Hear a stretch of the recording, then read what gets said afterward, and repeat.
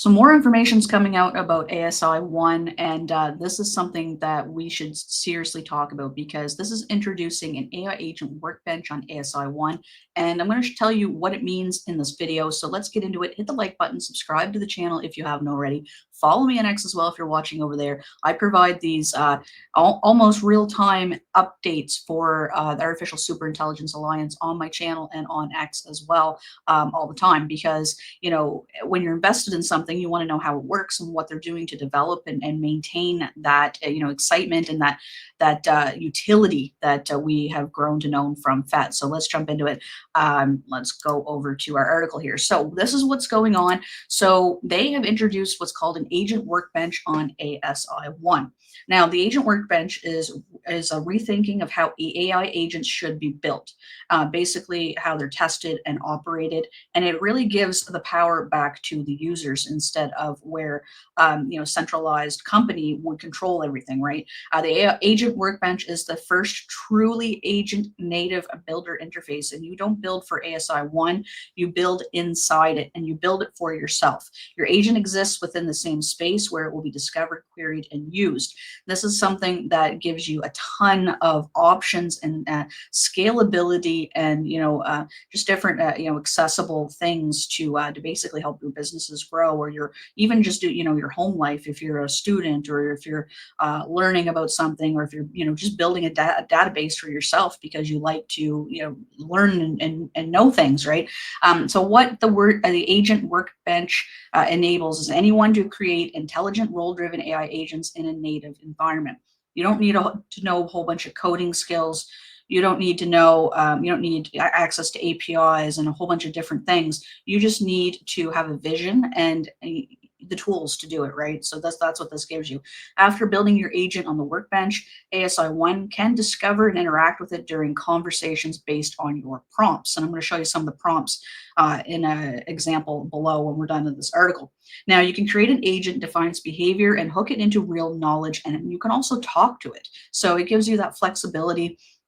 You don't have to know coding and basically how to react with coded type programs or anything like that. They make it extremely easy. It's just like using a chatbot, right? You can turn your agents into opinionated role-defined systems. You define the tone, intention, boundaries, and purpose that your agent can do. You can choose from the ASI1 model family like ASI1 Mini to define the language and cognition your agent will use. You can hook your agent to live or static data, and it learns from what you give it.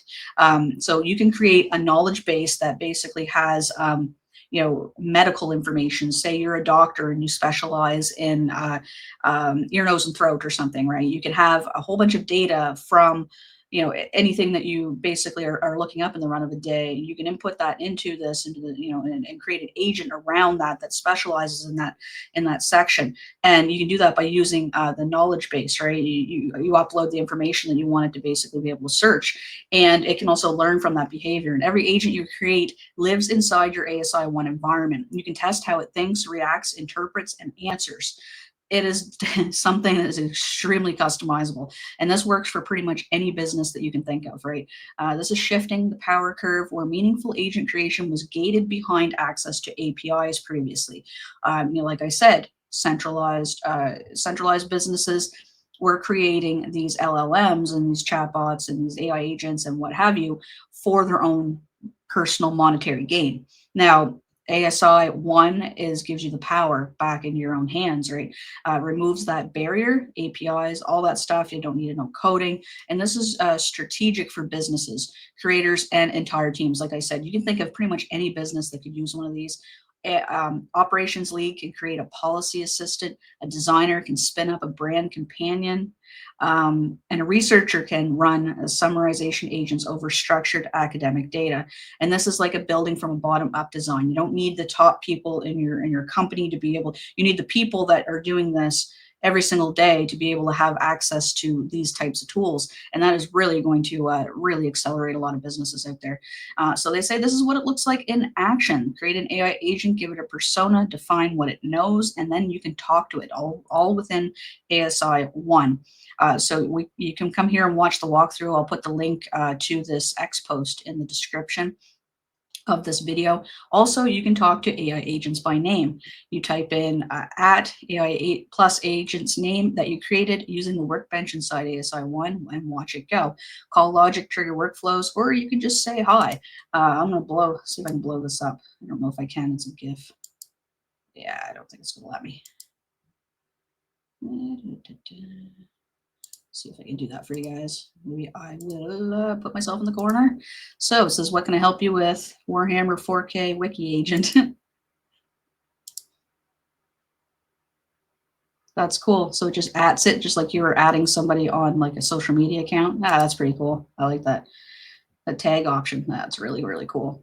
So yeah, so there's a number of different things, like I said, that you can do with this system, this agent workbench. And you know, ASI1 has just, or sorry, ASI FET have been coming out with these updates for ASI1 over the last couple of months. It's really, really cool to see how this thing has developed just in the short period of time it's been out. So that's what I got for you guys in this video today. I just want to give you a quick update, what's going on. Like I said, I want to make sure I keep you guys in the loop, what's going on in the ASI community. So that's what we got. Thanks so much for tuning in. I really, really appreciate each and every one of you. Let me know down below how you feel about ASI1 so far. Have you used it? Do you use it every day? I certainly do. It automates a number of tasks for me. I get it to parse data. I get it to do a number of different things. It's something that's very versatile for me, and it's been helping me with specifically with content creation and going through different data and sorting things and such, and you know, even spell checking and things like that, you know, right? It just picks up on a lot of things that really, really helpful for me, especially in content creation. So thanks for tuning in, guys. Appreciate each and every one of you, and I hope you have a great rest of your day. Peace.